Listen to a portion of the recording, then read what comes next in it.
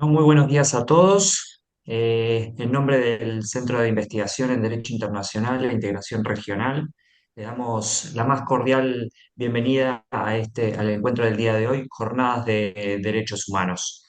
Eh, este evento es organizado por el Centro de Investigación de Derecho Internacional y de la Integración Regional, CIDIR, y por la Facultad de Derecho de la Universidad Nacional de Mar del Plata, con el acompañamiento del Centro de Estudios Universitarios de Brasilia, el Centro Universitario del Estado de Pará y la Universidad Regional del Noroeste del Estado de Río Grande do Sul.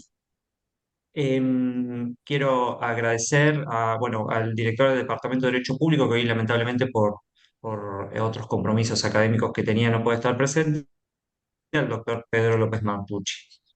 Eh, Hoy nos convoca un tema de especial urgencia e importancia, que es la protección del medio ambiente y cuestiones penales desde un enfoque desde los derechos humanos, con aportes desde distintas realidades.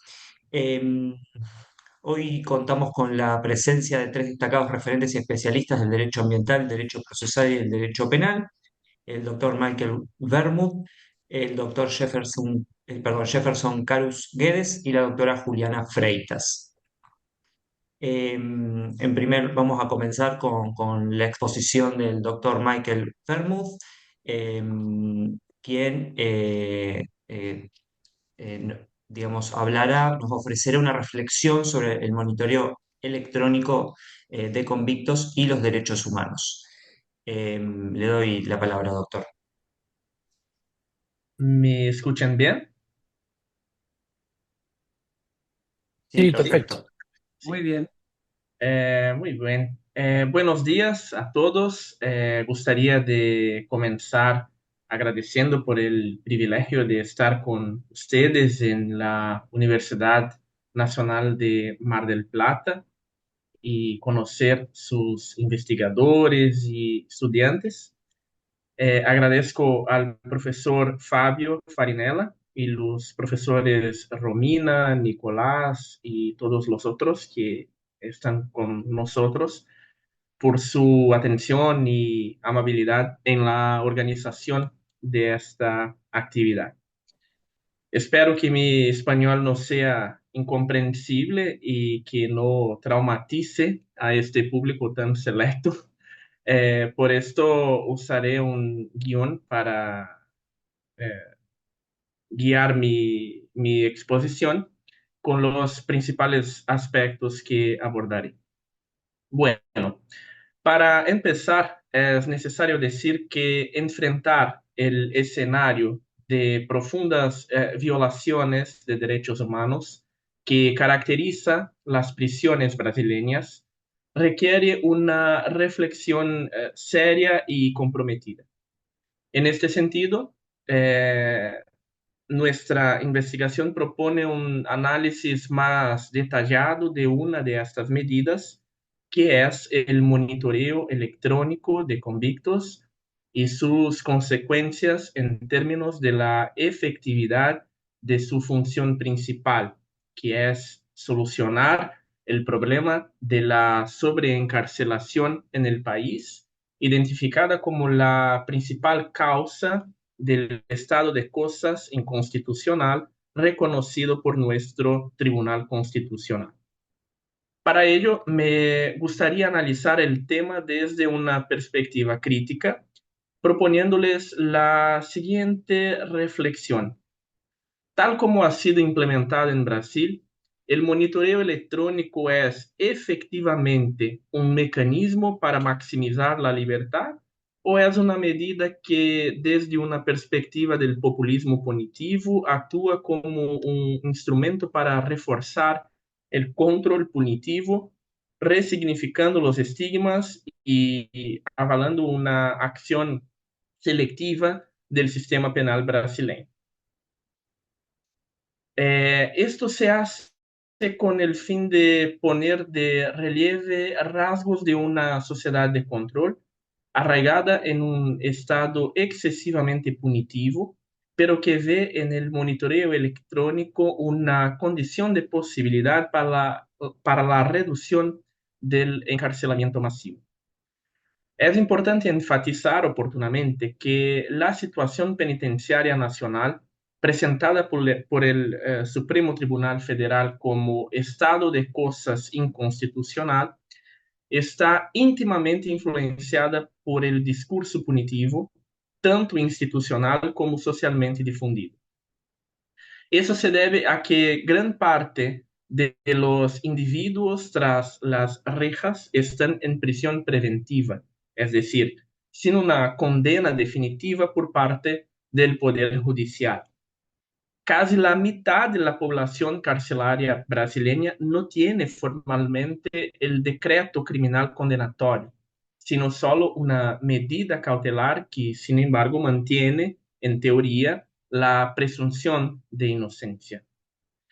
Ese contexto tiende a revelar el deseo popular y, por qué no decir, de las propias instituciones públicas por la acción rápida, preferentemente represiva punitiva, del Estado en la lucha contra el criminal. Quizás esta sea la demostración más clara del llamado populismo punitivo. Las consideraciones electorales prevalecen sobre las consideraciones de eficacia de las medidas adoptadas. Se busca una solución fácil a los problemas sociales recurriendo a la acción del sistema penal, relegando al nivel simbólico lo que debería resolverse a nivel instrumental. La política toma cada vez más la forma de un espectáculo, ya que las decisiones y los programas de decisión no están orientados a una transformación de la realidad, sino más bien a una transformación de la imagen de esta realidad frente a los espectadores. La razón de ser de la privación de libertad en su perspectiva de recuperar al delincuente para posteriormente devolverlo a la sociedad, se ve obstaculizada ante la mera exclusión de individuos o grupos del cuerpo social y la inclusión en la esfera penitenciaria. Por lo tanto, la estructura penitenciaria no logra cumplir sus supuestos formalmente funcionales si se considera, entre otras cosas, la escasa atención que se presta a la educación y al trabajo en el medio carcelario. Es comprensible, a la luz de esa percepción, que la pasada funcionalidad de la prisión como un entorno destinado a la docilidad y utilidad de los cuerpos, como diría Foucault, no vislumbra la facticidad en Brasil. No se evidencia la intención de recuperar al prisionero. La prisión denota una función de control sobre una masa específica del tejido social al que no se pretende resocializar, sino solo excluir de la convivencia en colectividad, como es el caso del perfil del preso brasileño, encarnado como hombre, joven, negro, con educación primaria incompleta, acusado o condenado por delitos de robo, hurto y tráfico de drogas. Por tanto, los supuestos del encarcelamiento carecen de sentido, pero la prisión continúa perpetuándose como la respuesta penal por excelencia en la actualidad, aunque su fracaso sea reconocido incluso por los más altos órganos del Poder Judicial. Para hacer frente a la calamitosa situación del sistema penitenciario brasileño, surge el debate sobre el monitoreo electrónico de las personas privadas de libertad. En ese tono se publica la ley 12.258, que prevé la posibilidad de que el convicto utilice equipos de vigilancia indirecta en los casos especificados por la legislación. En el ámbito legislativo también es importante destacar la edición de la ley 12.403, que incluye el monitoreo electrónico en la lista de medidas cautelares previstas en el Código Procesal Penal. Como resultado, la vigilancia se volvió susceptible de aplicación en casos de salida temporal de presos del régimen semiabierto arresto domiciliario y en casos de detención procesal y más actualmente violencia doméstica. El incumplimiento demostrado por la aplicación de la pena privativa de libertad con respecto a sus funciones declaradas, así como los grandes gastos económicos que genera el mantenimiento del sistema penitenciario, fomentan la aplicación de nuevas sanciones. Estas no privan los sujetos de libertad y favorecen con un costo económico considerablemente menor, al menos discursivamente, la reinserción social de los presos como la experiencia del monitoreo electrónico. Los datos estadísticos muestran una importante aplicabilidad del monitoreo en Brasil. Según la Dirección de Inteligencia Penitenciaria de la Secretaría Nacional de Política Penal, actualmente hay en Brasil 121.889 personas bajo seguimiento electrónico. Sin embargo, es necesario ser consciente de que el instrumento en análisis como herramienta destinada a minimizar el colapso del sistema penitenciario nacional no está fuera de las directrices de la sociedad de control, con flertes característicos del populismo punitivo, sino que forma parte del aparato disciplinario, ya que el usuario de la llamada torbillera electrónica debe observar ciertas restricciones emitidas por la autoridad judicial. Ante eso, el monitoreo electrónico se presenta como una supuesta libertad, ya que el individuo permanece en la sociedad interactuando con sus miembros a pesar de estar en constante vigilancia. En aras de la verdad, en la conformación de la sociedad de riesgo, la aceptación de la tobillera electrónica como alternativa a la reducción de la masa carcelaria responde a los postulados de la política criminal actuarial, que, a diferencia de la perspectiva retributiva, intimidatoria y rehabilitadora del castigo, se basa en la ambición de controlar calculada y sistemáticamente ciertos grupos sociales considerados en riesgo, y todo ello con el menor gasto posible de fondos públicos. Por lo tanto, en el tono de esa discusión es posible establecer algunas perspectivas con respecto al monitoreo electrónico. Al mismo tiempo que asciende como alternativa a la reducción de la caótica escena carcelaria brasileña, representada por el encarcelamiento masivo y por consiguiente por la violación de los derechos humanos, la herramienta intrínseca a la política criminal actuarial mantiene rasgos selectivos. De esta manera define, como se hace tradicionalmente, los grupos a controlar en las 24 horas del día y crear en efecto un aura de seguridad para los ciudadanos en general. Sin embargo, si no se percibe como viable aprender a vivir en libertad, salvo a través del ejercicio de esa libertad, la tobillera electrónica evidencia una condición de posibilidad de alteración de esta paradoja carcelaria, en particular porque ofrece la oportunidad de mantener los vínculos personales y profesionales del usuario con el tejido social. Este punto requiere una atención especial. Eso porque la vigilancia electrónica como alternativa a la prisión requiere del trabajo de agentes públicos y privados responsables de su supervisión.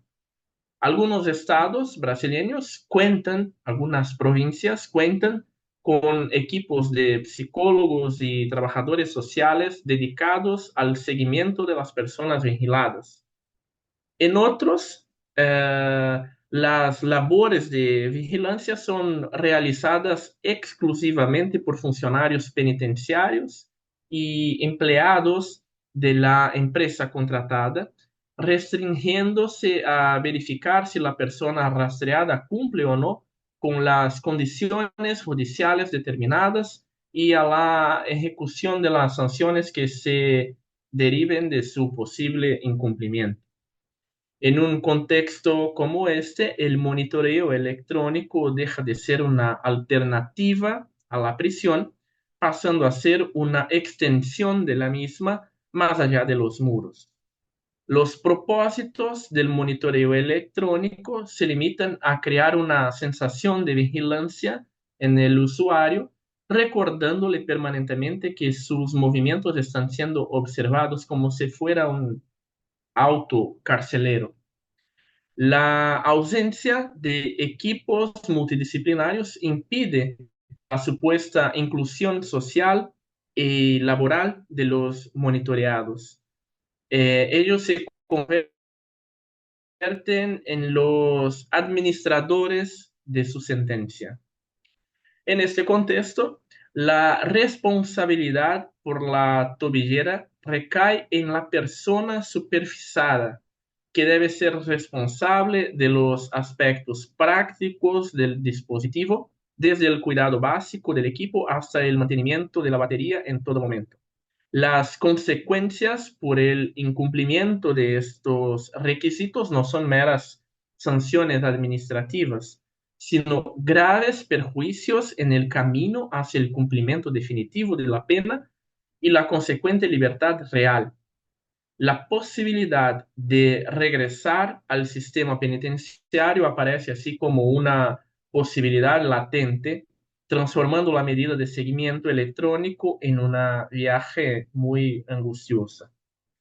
Así, impuesto sin un seguimiento adecuado de la persona vigilada, mediante el uso de equipos ostentosos, vejantes o que pueden causar daño físico al sujeto monitoreado, por ejemplo, quemaduras durante el proceso de carga, trastornos de la piel por contacto continuo y otras cosas, con criterios que no tienen en cuenta las especificidades socioculturales del usuario y de forma trivializada, el monitoreo electrónico puede sí convertirse en un castigo angustioso, degradante o cruel. La monitorización electrónica parece así componer el diagrama del castigo, permitiendo la convivencia de la prisión con sus módulos de extensión al aire libre, y así el sistema penal ya no reconoce más sus límites. La prisión, ahora electrónica, pasa a caminar entre nosotros. Finalmente, hay que considerar que el seguimiento de los datos oficiales relativos a la evolución de las tasas de encarcelamiento y el avance de los programas de seguimiento electrónico apuntan al crecimiento del número de personas en prisión en concomitancia con el uso generalizado de tobilleras electrónicas, aplicadas principalmente a personas condenadas a régimen semiabierto. El desarrollo y expansión de la política de vigilancia se produjo en Brasil simultáneamente con el crecimiento de la población penitenciaria. Un análisis de las diferentes realidades de los estados brasileños en la implementación del monitoreo electrónico permite afirmar que una de las consecuencias del uso del instituto es la mejora de las capacidades de control del sistema penal, lo que apunta a los efectos cualitativos y cuantitativos de fortalecimiento de las capacidades de los organismos públicos o privados en el ejercicio de la facultad de sancionar. En este sentido, resulta imprescindible cuestionar el límite previsto por la racionalidad criminal con rasgos populistas para la invasión de los cuerpos de individuos considerados peligrosos y hasta qué punto es capaz de alcanzarlo en nombre de una supuesta seguridad pública. En este sentido, es necesario retomar algunas definiciones y discusiones esenciales en la construcción de consensos en este campo, principalmente por la repercusión de representaciones basadas en el sentido común y en imaginarios punitivos que insisten en considerar el monitoreo electrónico como un tipo de beneficio o de prebenda y que por tanto no sería un instrumento punitivo apto para un control criminal suficiente de quienes violaron a la ley. Los servicios electrónicos de seguimiento de personas se encuentran en particular a raíz de dilemas estructurantes y situaciones reiteradas de violaciones de derechos que ocurren en el ámbito del sistema penal. Nuestra investigación, en este sentido, intenta contribuir con este debate en Brasil. Muchas gracias. Muchas gracias, doctor Bermus, por su exposición. Eh, Bueno, para Santiago, completar, perdón, Nico. ¿no? Por favor. Bueno, decíamos que para completar esta enriquecedora charla que nos acaba de dar el doctor Michael, para completar, bueno, el doctor Michael Bermud es doctor en Derecho de la Universidad Valle del Río Sinos y, bueno, lógicamente tiene una especialización en Derecho Penal y Procesal Penal de la Universidad Regional Noroeste del Estado de Río Grande del Sur. También, como decía Nicolás, para los alumnos que quieran realizar preguntas, las pueden hacer a través del chat o por privados a nosotros, que al finalizar la exposición de los tres disertantes se va a abrir un espacio para realizarle preguntas a los expositores.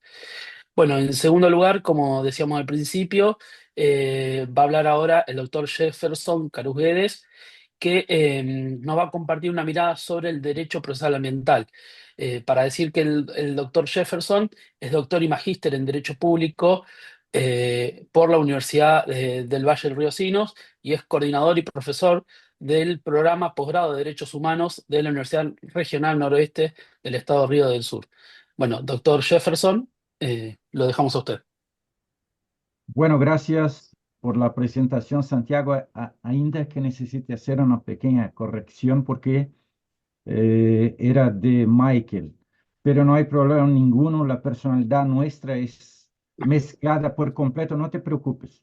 Eh, si el tema que me puso Fabio y que yo acepté por falta de noción del peligro fue el derecho procesal ambiental. Yo soy, claro, por eso un procesalista, pero la tradición del proceso civil nuestra se viene decompondo en varias formas y es posible hablar, creo, como ustedes hacen ya y otros países de América Latina, en la posibilidad de un derecho procesal ambiental. Bueno, agradezco muchísimo a mi compañero y amigo de tantas encuentros virtuales principalmente, Fabio Farinella, a la universidad, a la amabilidad de Santiago, Nicolás, Romina y los demás que conozco, a la presencia del profesor Javier y a todos los estudiantes de grado, de posgrado, de doctorado que están por la mañana de un sábado no en una plaza tomando su mate como Santiago y yo, pero asistiendo a los temas áridos, esos que nos atraen tanto. Es un gusto también estar en esta mañana con Michael Bermud, que de la Universidad del Noroeste del Río Grande del Sur, Unijuí, y con mi querida compañera y amiga Juliana Freitas, que es de Sesupa, Pará, y que tendrá, creo, noticias mucho más importantes y atraentes para ustedes, porque está en el extremo norte de Brasil, en el estado de Pará, donde se realizará en pocos días la COP que tiene ese año la ciudad suya como el centro del evento ese grandísimo que están a meses o años preparando. Bueno, eh, empiezo, Fabio y queridos colegas, por en un homenaje a Atahualpa con unas preguntitas. Las preguntitas de Atahualpa se refieren a la existencia de Dios.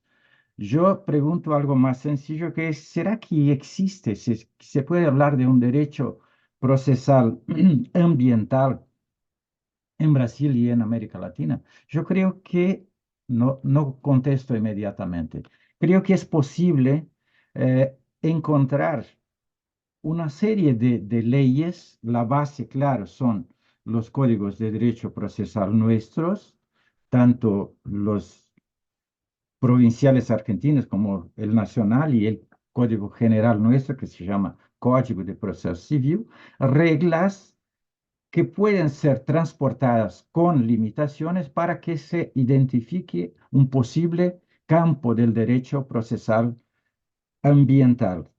Además de eso, tenemos una serie de leyes que son híbridas, materiales y procesales, que empiezan en Brasil en el año de 1965 como la ley de acción popular, como la vieja acción popular romana y otras acciones populares, que es el primer marco tal vez afuera del derecho del trabajo, de un derecho procesal eh, colectivo, porque se daba a un ciudadano la posibilidad, por esa ley de 65, que aún sigue en vigencia, representar como autor popular en portugués a todo un grupo colectivo en defensa del patrimonio, de la buena aplicación de los presupuestos, de los recursos públicos. Si hacemos ese esfuerzo de búsqueda en el código en una parte y en leyes otras, es posible contestar la preguntita esa, si existe o no el derecho procesal ambiental. Es cierto, claro, que tenemos desde el marco principal de la ley de la acción civil pública, ley de acción civil pública, del año 85, 20 años después de la popular, un marco inicial de un proceso colectivo más claro con otros autores legitimados, por ejemplo, el Ministerio Público.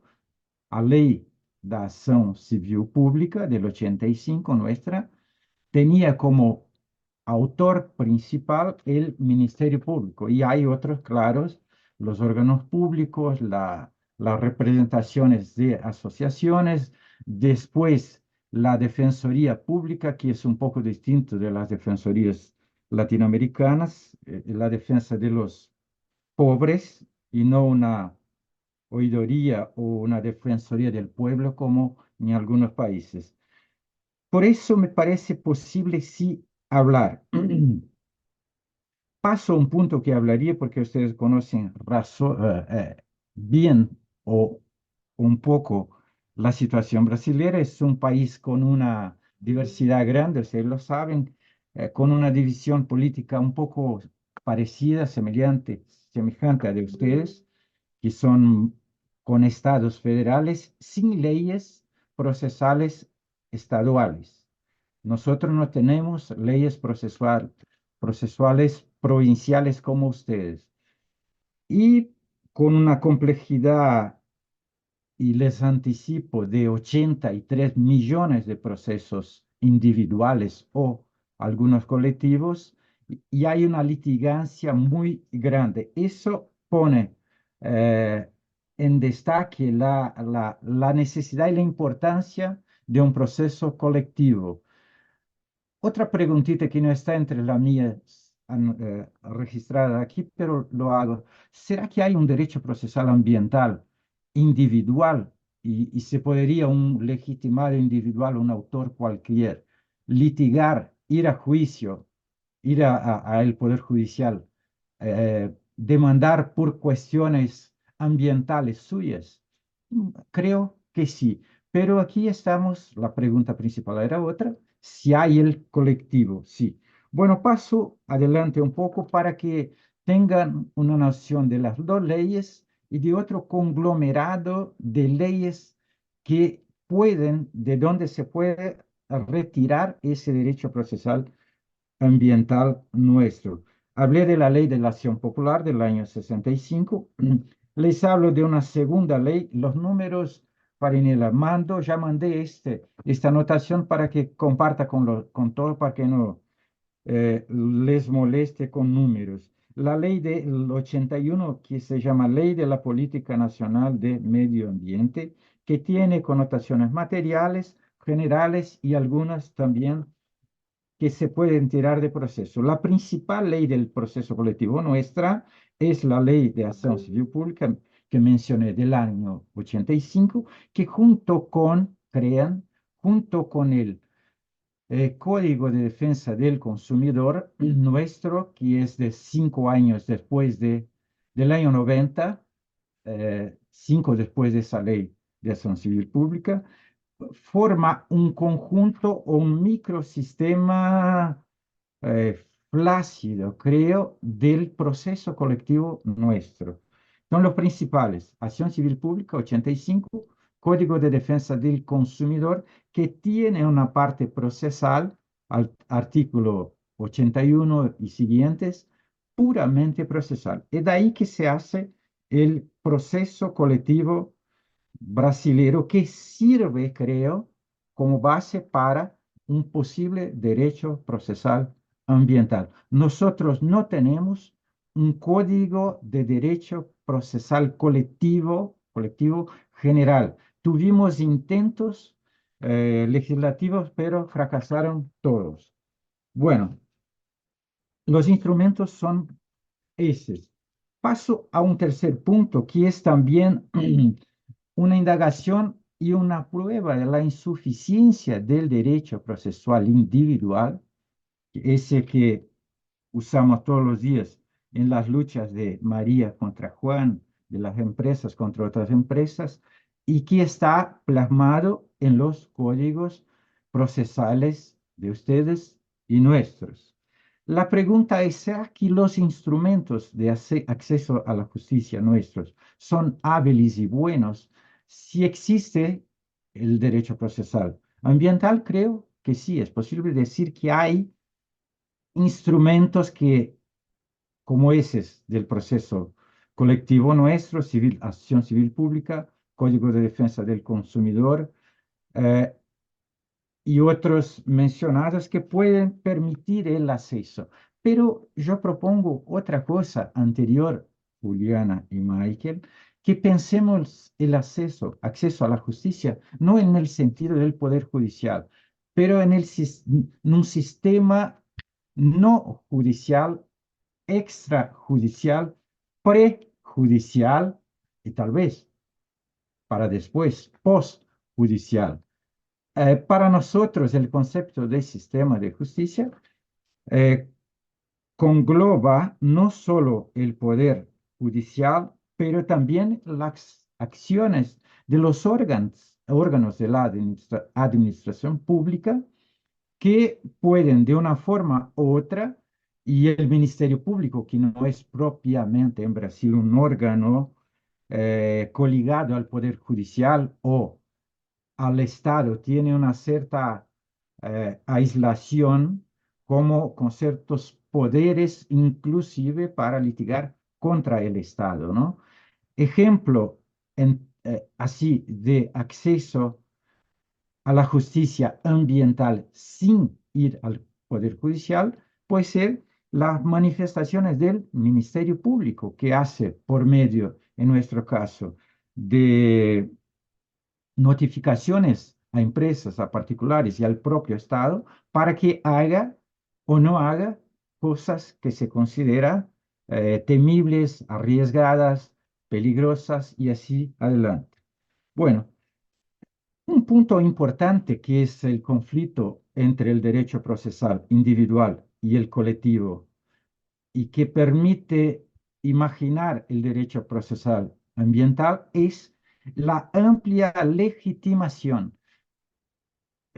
Quiere decir, a los alumnos principalmente del segundo año, tercer año, que tal vez no tengan tanta proximidad con los términos procesales. La legitimación, claro, ustedes saben, es la posibilidad de ir al juicio, ir al Poder Judicial, demandar en su propio nombre o en nombre de la colectividad los temas ambientales. Y eso fue permitido entre nosotros por la acción de 65 popular o la acción civil pública del 85 y ampliado en 90 por el Código del Consumidor. Así que, y está en la modificación de la Ley de Acción Civil Pública, la posibilidad de irse al Poder Judicial, litigar, pedir, demandar por derechos ambientales desde ese tiempo.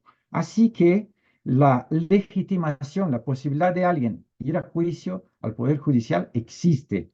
Puede ser incluso una asociación, grupos de ciudadanos organizados desde que tengan la destinación de su entidad para la defensa del medio ambiente y desde que estén registrados desde cierto tiempo, el preregistro de la entidad esa que litiga.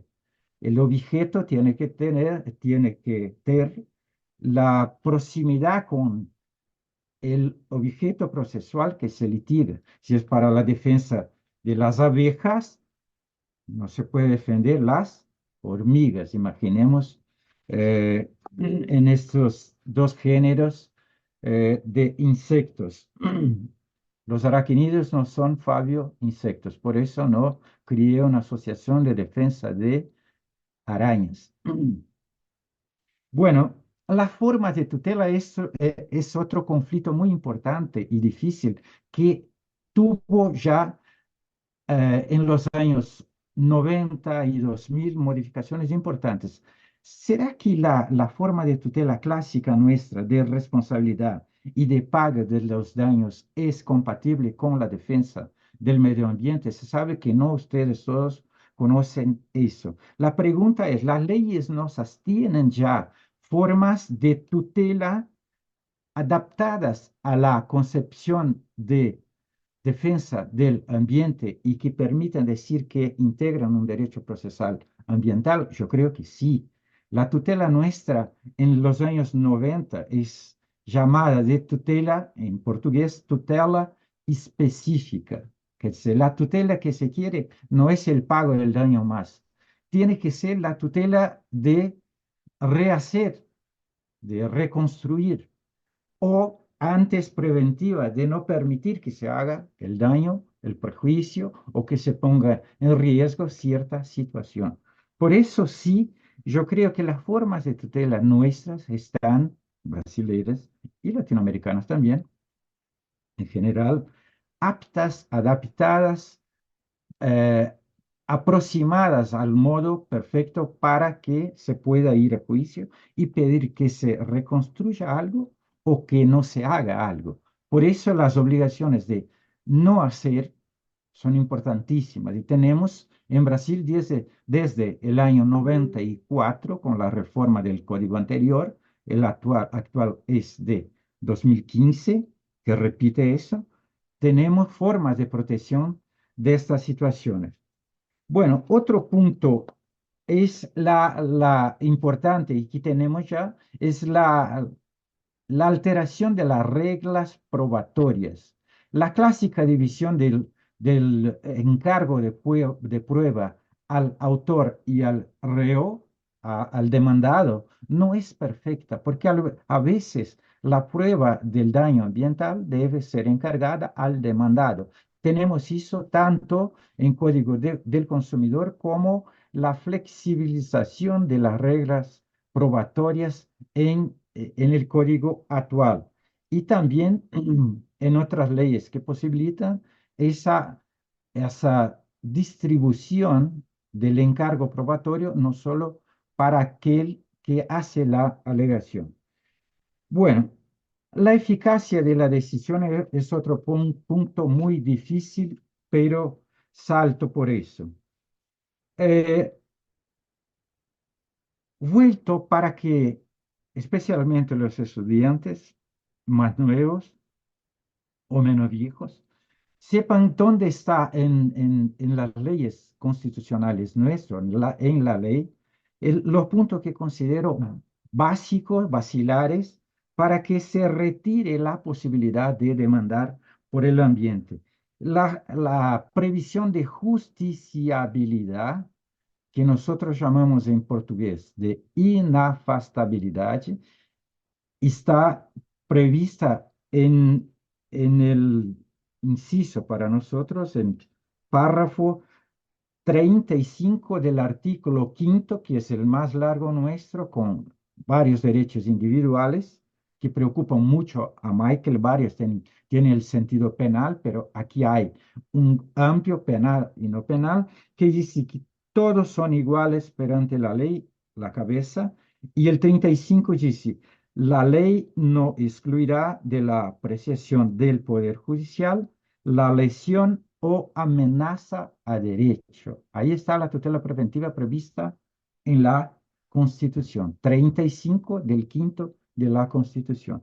La otra previsión es la más importante y larga y básica del derecho ambiental en la Constitución, que es el 225. No tengo traducir, pero hago con riesgo directo. Todos tienen derecho al medio ambiente ecológicamente equilibrado, bien de uso común del pueblo y esencial a la sana calidad de vida, imponiéndose al poder público y a la colectividad el deber de defenderlo, preservarlo para las presentes y futuras generaciones. Con esos dos artículos constitucionales, 225, medio ambiente, y la posibilidad de irse a juicio preventivamente o después del daño, litigar, porque si el Poder Judicial no puede decir yo no tengo leyes suficientes para decidir eso.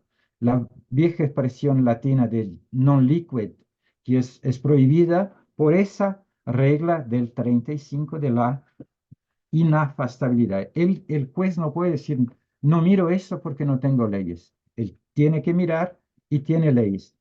Y ahí llegando al punto próximo al final, les digo que para mí esos dos puntos constitucionales y las 5 o 6 leyes eh, que desde el 65, 85, 90 y otras, y el Código actual nuestro procesal civil de 2015, permiten decir sí que hay un derecho procesal ambiental. Y les doy como ejemplo dos libros pequeñitos, pero que tratan de ese asunto. Ese es Proceso Civil Ambiental. El alias Marcelo Abeja, un poco tímido, él puso el civil como si fuera una parte del civil. Sí, es una parte, Michael, de la justicia no penal, claro, pero puede haber justicia penal ambiental, claro, también. Pero, y ese otro que son aspectos procesales del derecho ambiental que tiene también más de 15 años. Entonces, nosotros creemos sí y confirmamos la vieja preguntita que ella, si hay o no hay, creo que hay, y creo que hay más. Y ahí propongo, estimado Fabio, Nicolás, Tomás, Javier, Santiago y todos los otros y otras, creo que, y en Brasil ya hay eso, y en América Latina también, nuevos campos de estudio de derecho procesal en estos ambientes. Hay personas que aíslan el derecho procesal ambiental de un derecho procesal ecológico. Hay quien también proponga un derecho procesal de las catástrofes. Hay páginas y tinta y muchos estudios nuestros después de grandes catástrofes naturales o humanas nuestras del derecho procesal de las catástrofes o de los desastres. Remito también, Fabio, para hacer lo que tengo después. Un derecho procesal climático, claro, es posible decir que eh, dentro del ambiental general, si podemos decir, que no es más un hijo del civil, creo que tiene una independencia, nace el derecho procesal climático. Ese es muy marcado por sus nombres. Creo que pueden también se servir de un que es transversal, que no tiene nombre de clima, de ambiente, que es el derecho procesal estructural, que sirve, por ejemplo, al tema de Michael, que es de las prisiones. Nosotros tenemos ya varias cuestiones decididas en el Supremo Tribunal Federal, el más alto nuestro, que son estructurales en medio ambiente, en que es cuestión de prisiones y en cuestiones otras indígenas o como ustedes tienen en Argentina de jóvenes en conflicto con policía y leyes y tienen entre ustedes una de las mayores estudiosas de eso, que es Mariela Puga, como tienen Jaravita en Colombia y otros. Ahora sí, para finalizar, propongo que en otros puntos, en otra vuelta, Fabio, estudiemos esas posibilidades nuevas, derecho procesal de las catástrofes, derecho procesal climático, derecho procesal estructural y otros. Y con eso pongo fin a mi sufrimiento con la lengua española y tendría la idea, hablo a los demás, que hablaría, recitaría la milonga de Piol de Campo, pero desisto. Voy a recitar la, el payador perseguido, que es mucho mayor. Pero cómo llegaríamos al mediodía también no haré. Gracias a todos. Muchas gracias, doctor Guedes, por su exposición y por su análisis. Em, bueno, quiero agradecer que está presente el doctor Javier Ruiz, que está conectado desde La Haya. Él es integrante de la Corte Penal Internacional, así que después, al finalizar, ya me indicó que tiene algunas preguntas para los expositores.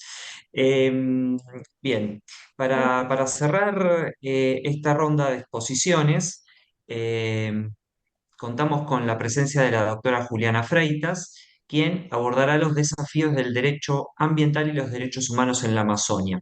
Quiero, antes de leer los antecedentes, que Santiago lea los antecedentes de la doctora, quiero aclarar que la doctora, su exposición será en portugués, así que pido la colaboración del doctor Guedes y del doctor Bertmouth para poder, si alguien no comprende alguna cuestión, algún vocabulario, que puedan colaborar para poder este, pasarlo al español, ¿sí? Bien, Santiago. Bien, bueno, la doctora Juliana Freitas es doctora en Derecho Público por la Universidad Federal del Estado de Pará y la Universidad de Pisa de Italia, y tiene un máster realizado también en Derechos Humanos por la Universidad Federal del Estado de Pará, y a su vez es profesora del programas de pregrado, maestría y doctorado del Centro Universitario del Estado de Pará. Así que bueno, muchas gracias, doctora, por su presencia y bueno, le dejamos su intervención. Muchas gracias, Santiago. Buenos días. Yo haré una charla muy breve y como mi español es muy malo, yo hablaré en portugués. Perdón por esto, pero gostaria, gostaria de iniciar agradecendo ao professor Jefferson, um querido amigo, o convite para estar hoje aqui com todos vocês. E ao professor Fábio Farinella, a quem estou conhecendo neste momento, e a todos os presentes. Bem, para falar sobre direitos humanos no contexto da Amazônia, é importante trazer um debate que eu acredito ser fundamental para as nossas reflexões, para os nossos pensamentos. O que é desenvolvimento? E aqui, professor Jefferson, eu já proponho que, eventualmente, nos próximos encontros, nós façamos um aprofundamento dessa perspectiva desenvolvimentista. E por quê?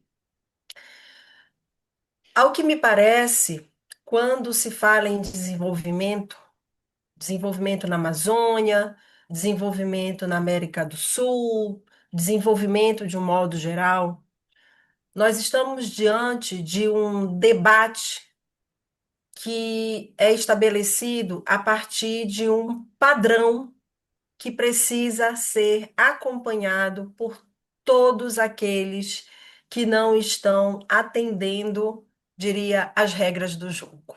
E é claro que nós, países da América Latina, países da América do Sul, jamais vamos conseguir atender a um padrão estabelecido diante de um contexto, diante de uma realidade que não é a nossa. E aí, portanto, alguém de fora, estados soberanos de fora, vão determinar que nós estamos aquém, que nós estamos abaixo de quem quer que seja que esteja estabelecendo essas regras do jogo. Isso é grave. Então, eu quero propor aqui para todos nós refletirmos sobre o que é, afinal, desenvolvimento.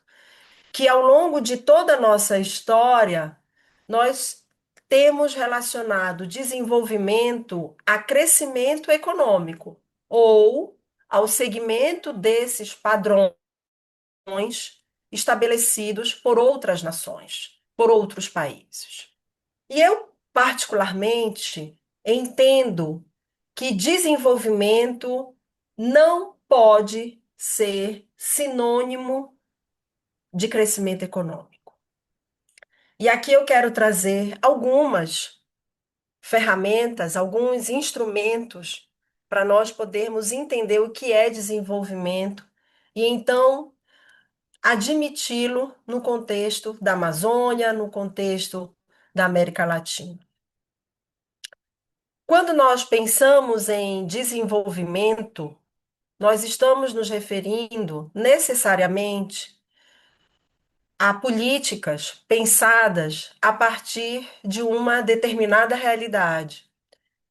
E as soluções para essa realidade, as soluções para os problemas que aparecem na Argentina, no Brasil, na Amazônia, precisam ser pensadas a partir dos seus povos.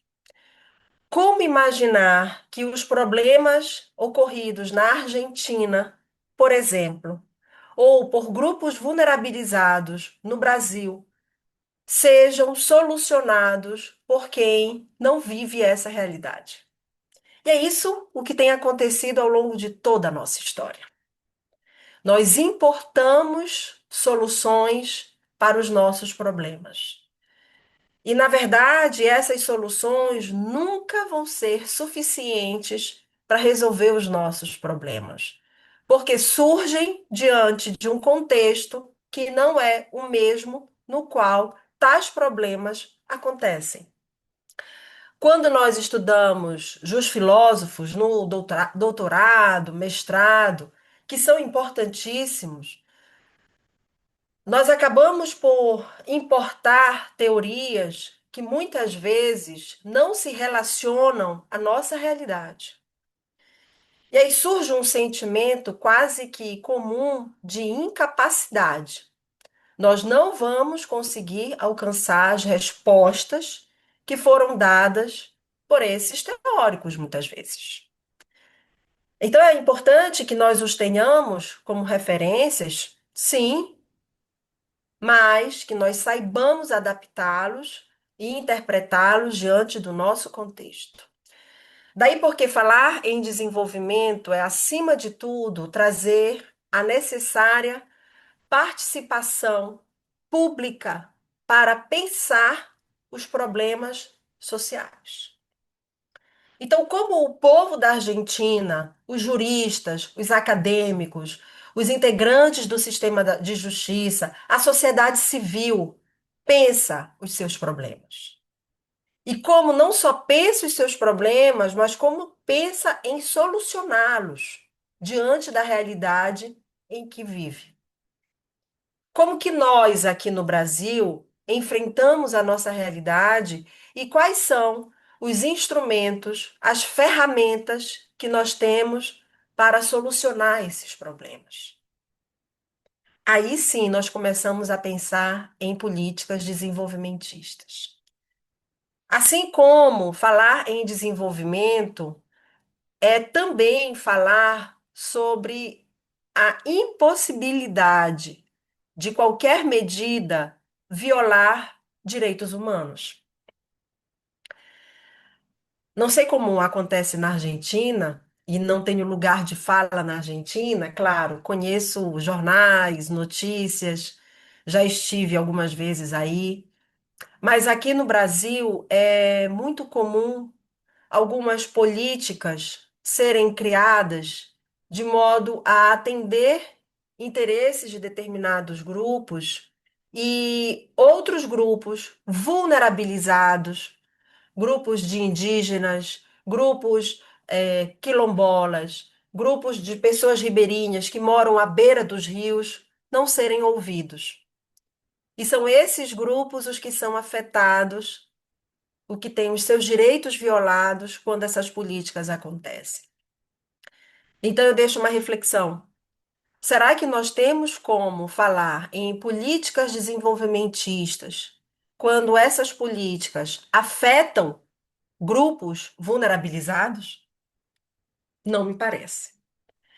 E por que é importante trazer, e eu levantei só dois elementos que perpassam pelo debate de desenvolvimento, não posso me alongar hoje. E por que eu estou trazendo isso à tona? Nós estamos no ano da realização, aqui no Brasil, da COP30. E está sendo realizada aqui, na cidade onde eu moro, em Belém, extremo norte do Brasil. Inclusive, peço desculpas pela minha ausência no grupo, muito em razão disso. O que que eu quero chamar a atenção? Primeiro, sobre a importância da COP30. A conferência entre as partes, que é realizada anualmente, é fundamental para que os estados soberanos deliberem sobre ações especialmente voltadas à proteção do meio ambiente. Então, é inegável a importância, especialmente quando nós olhamos para o passado e vemos resultados de outras COPs, como a COP de 2021, por exemplo, ocorrida na França, de onde saiu o Acordo de Paris. A COP que trouxe como resultado o Protocolo de Quioto. Então, a mim parece inegável a importância da COP. Dois, reforço essa importância da COP estar sendo realizada na Amazônia. E a pergunta que eu quero fazer é: ora, por que antes não foi pensada a possibilidade da COP ter sido realizada na Amazônia? Afinal, se está discutindo exatamente questões ambientais. E a Amazônia, não apenas a brasileira, a Amazônia, que envolve todos os países, é exatamente o berço dessa discussão. E é aqui, na Amazônia, que a COP tem que ser realizada, com todos os problemas estruturais que temos. É aqui que precisa ser pensada a solução ou precisam ser pensados os caminhos para as questões ambientais, onde os problemas também acontecem.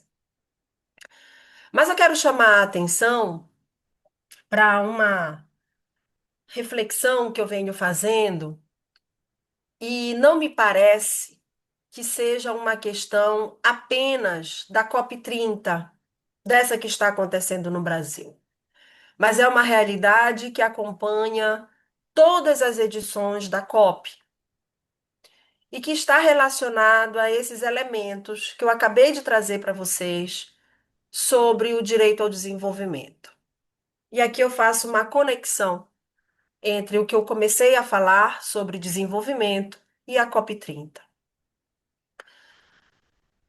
Se a realização da COP tem por finalidade pensar políticas ambientais para garantir um meio ambiente saudável para todos nós, portanto, nós estamos diante de um debate desenvolvimentista, que propõe o desenvolvimento e mais a nossa sobrevivência.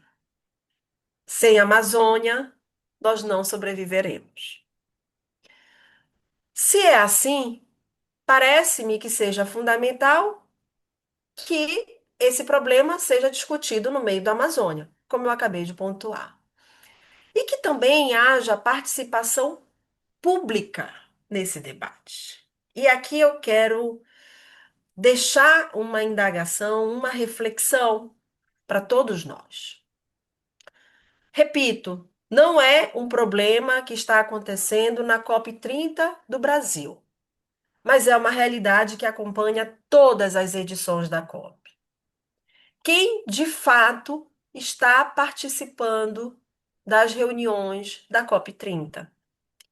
Os grupos indígenas estão participando, os grupos quilombolas, as sociedades ribeirinhas, as comunidades ribeirinhas, ou seja, os grupos vulnerabilizados, as pessoas mais carentes, que têm vários e sofrem vários problemas relacionados ao meio ambiente, inclusive com falta de saneamento básico, estão participando desses debates. A quem interessa, e essa indagação, e aqui eu sigo para finalizar essa minha breve participação, a quem interessa excluir do debate importantíssimo ocorrido entre os estados soberanos a exclusão do povo, que é quem é alcançado, quem é genuinamente atingido pelas graves violações, pelas graves infrações ambientais. Então a pergunta que fica é: por que a sociedade civil, por que os grupos que são mais alcançados por essas ações ambientalistas ou contrárias ao meio ambiente não participam desse debate e dessas reflexões? O que eu venho acompanhando, seja como professora, seja como advogada, como convidada dos debates, é que existe um gargalo, existe uma ausência, melhor falando, uma ausência de efetivo e consistente debate partindo de quem mais é alcançado por essas medidas. E acaba que nós elevamos essa conferência entre as partes, essa realização da COP, muito mais como um evento entre estados soberanos que vão, de uma forma, diria, protocolar, se envolver num compromisso de defesa do meio ambiente, do que, de fato, no intuito de promover e preservar a natureza, o ambiente e a Amazônia, que nos deve ser tão caros. Eu agradeço a participação, a breve participação, como eu disse a vocês, realmente a agenda aqui está bem tumultuada em razão da COP, mas eu estou à disposição, é uma honra dividir aqui com todos vocês, professor Fávio, professor Jefferson, querido amigo, uma vez mais. Obrigada. Muchas gracias, doctora Freitas, por su exposición. Bueno, Blas, perdón, a continuación, sí, perdón, perdón, yo hice una traducción precaria sí, en el chat, no, no, no no, sé si percibieron, ¿sí? Ai, obrigada, Jefferson. Muchas sí, muchas gracias. gracias. De nada, Bien. perdón. A continuación, entonces abriremos un breve espacio para preguntas del público, ¿sí? Vamos a organizarlas y moderarlas con Santiago para para poder optimizar el tiempo, ¿sí? Eh, yo, si me permiten, voy a hacer una pregunta a la doctora Freitas en relación a la COP30. Eh, y doctor Guedes, le pido que si, no, yo lo voy a hacer en español, sino para poder traducírsela a la doctora. Mi pregunta puntual es si la doctora considera que esta cuestión de que Brasil es muy importante en materia de ambiente en cuanto a la historia de la evolución del derecho ambiental, si no cree que se realice la COP30 de nuevo en Brasil o en la Amazonia, como ella planteaba, no es una continuidad de las soluciones que la comunidad internacional inició en el año 92 con Río de Janeiro y toda la normativa y los programas que salieron en ese momento, sobre todo la Convención Marco de Naciones Unidas sobre el Cambio Climático.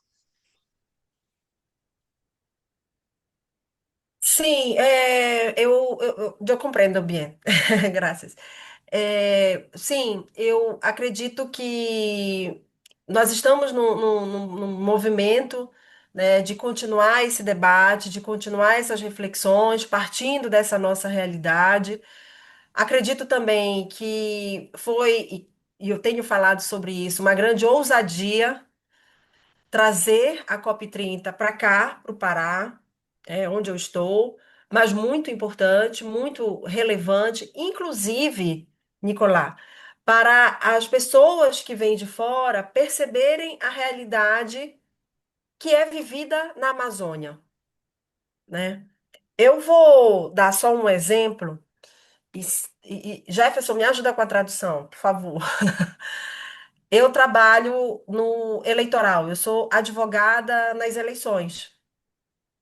E Sí, as eleições, o Brasil, eu vou pegar o Brasil como exemplo, o Brasil tem dimensões continentais, né?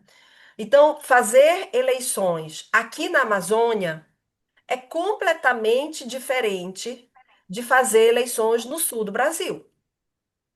Só para você ter uma ideia, Nicolás, muitas vezes para eu, como advogada, conseguir chegar numa localidade, eu preciso viajar aqui na Amazônia de carro, de avião e de barco para chegar em uma localidade. en una única viaje. Em uma localidade. Às vezes eu preciso pegar esses três transportes, a depender da distância. Então, além de custoso, é muito tempo e a dinâmica é muito complicada.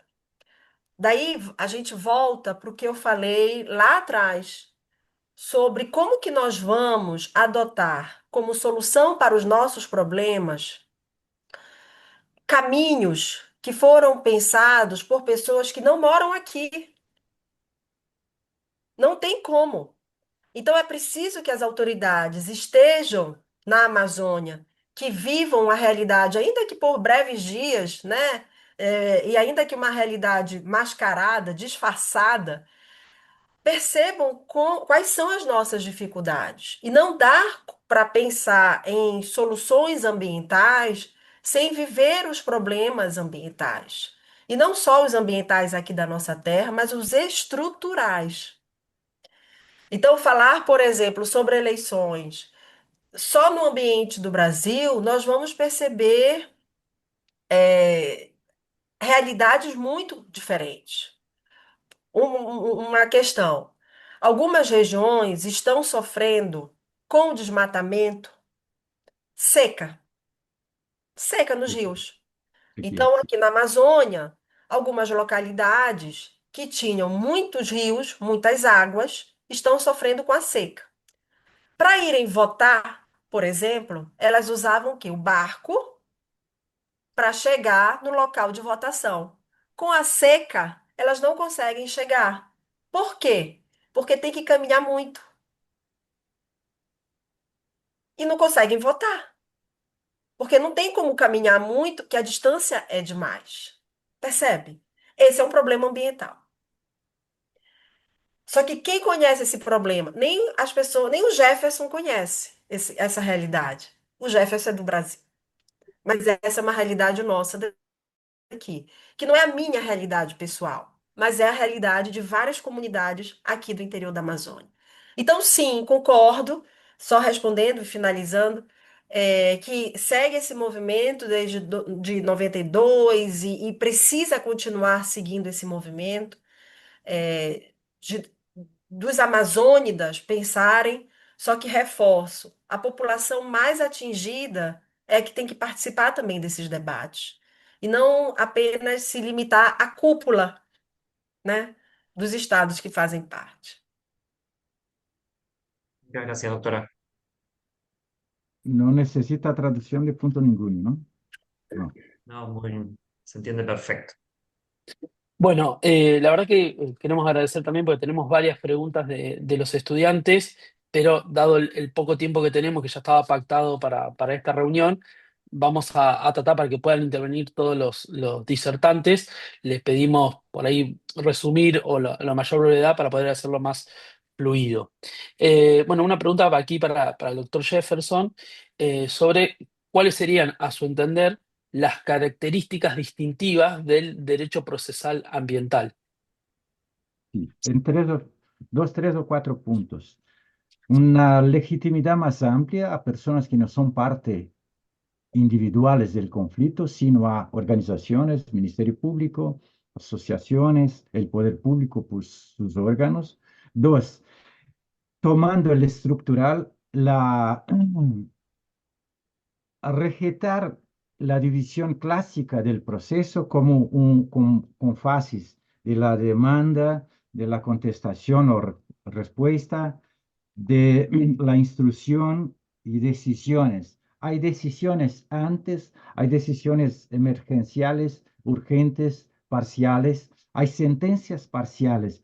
Todo lo que aprendimos por 2000 años de estructura procesal y de fases y de preclusiones, aquí fallecen, caen, no valen más porque el proceso tiene que ser más plástico, si quieren así, más moldable para que atienda a las cuestiones que son, como ha dicho Juliana, distintas. Si el río es el camino, si no hay agua en el río, no llega. Nosotros, Julián, hablábamos de una forma de citación de las partes en el toco. El toco es un trozo de madera. Como una figura imaginaria se mandaba la citación que hoy va por línea en un barco o en un trozo de madera que decía el río. Pero ¿cómo se hace la citación? Se tiene que subir el río. Imposible. Es una metáfora de la imposibilidad. El procesal viejo nuestro no sirve para las demandas esas, pero está se formando un nuevo cambio.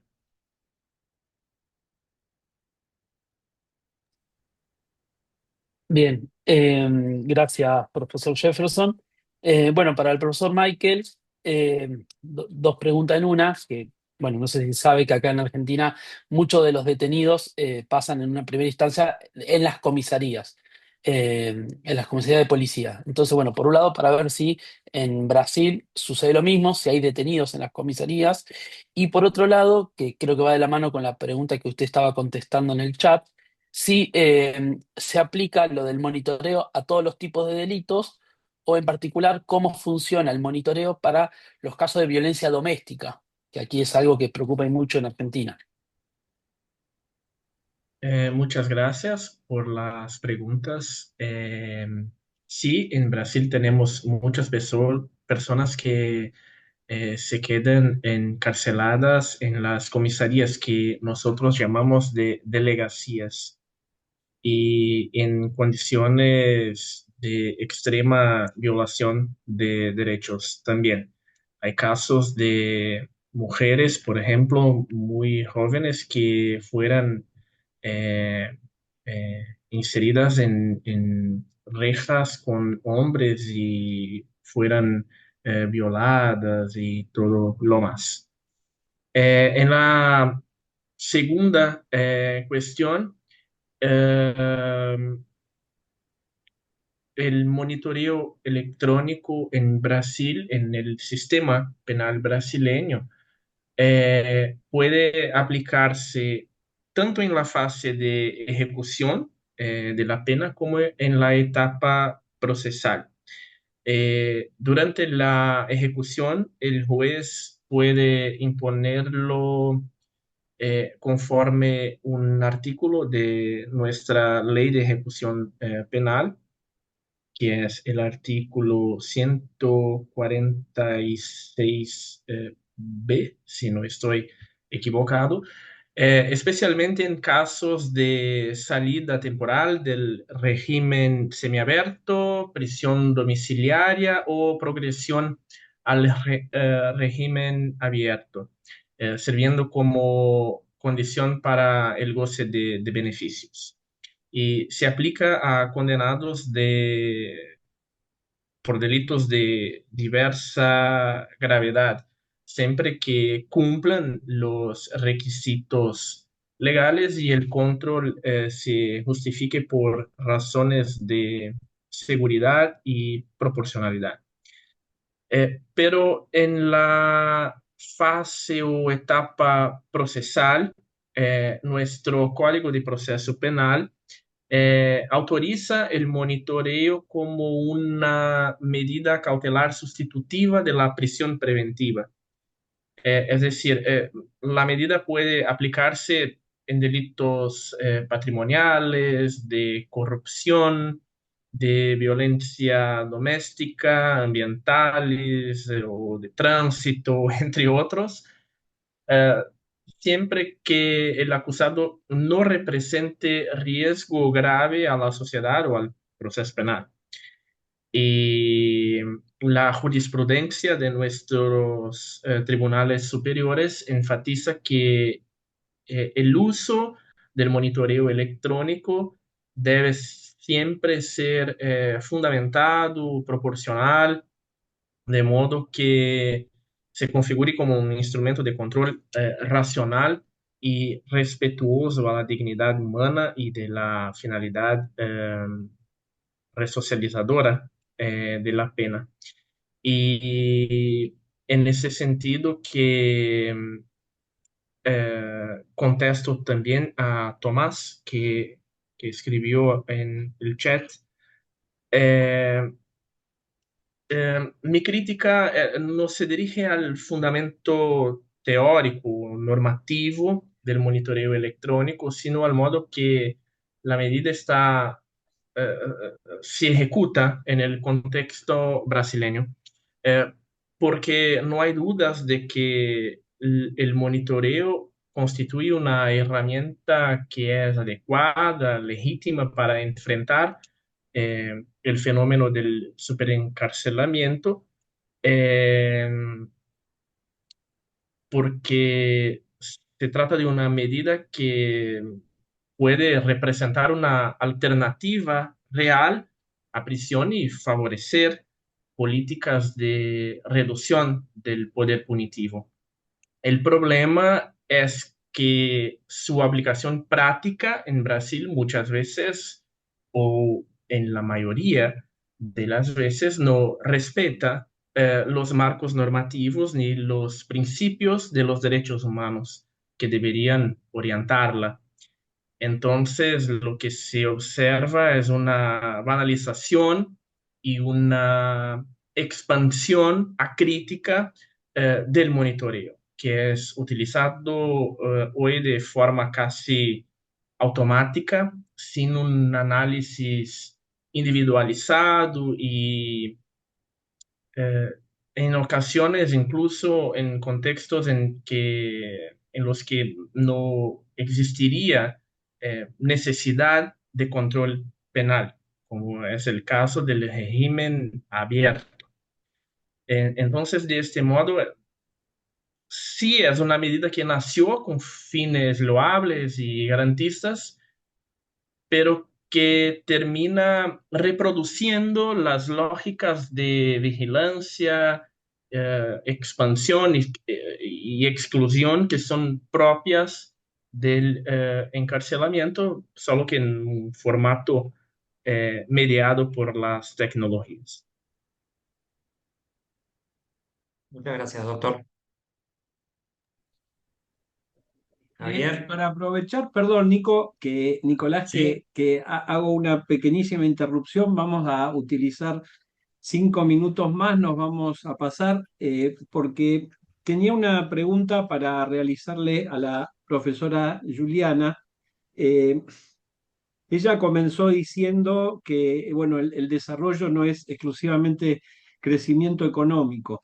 En ese contexto y uniéndola por razones de tiempo con otra pregunta que iba a hacer, la pregunta concreta es, ¿han sido útiles las sentencias de la Corte Interamericana de Derechos Humanos, sobre todo en casos de vulneración de derechos de pueblos indígenas?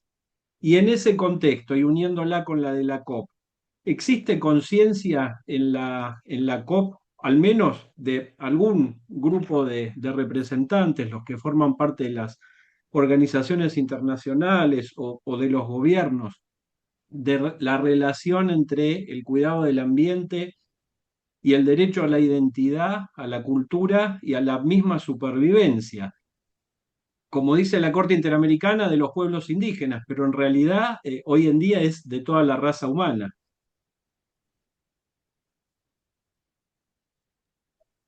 Professor, o que nós temos percebido é que esse direito à identidade das comunidades indígenas não tem sido preservado na medida em que as comunidades indígenas esperam que seja, né? Diante do contexto da COP, a que eu me refiro. É, nós ainda percebemos muito o tratamento dos vários grupos indígenas como se fossem uma única realidade. E esse ponto de partida é importante, né? São grupos diversos indígenas, e esses grupos indígenas têm realidades completamente diferentes, e cada um quer ter a garantia da manutenção da sua identidade, né? E me parece que esse movimento da COP, a despeito de estar sendo realizado aqui na Amazônia, e eu quero estar errada, eu quero estar errada, eu quero, depois de passar da COP, perceber um outro movimento, um outro resultado. Mas, ao que me parece, essa identidade, especialmente da diversidade dos grupos indígenas, ela não está sendo preservada. Eles não têm mesmo a participação como deveriam estar tendo nesse evento da COP. Alguém fez uma pergunta, que eu não sei se foi o senhor professor, que eu estava lendo há pouco, sobre a questão da resposta do Estado brasileiro em relação à decisão da Corte Interamericana sobre a condenação do Estado brasileiro no que toca ao debate das comunidades de Alcântara, né, as comunidades quilombolas de Alcântara, no Maranhão.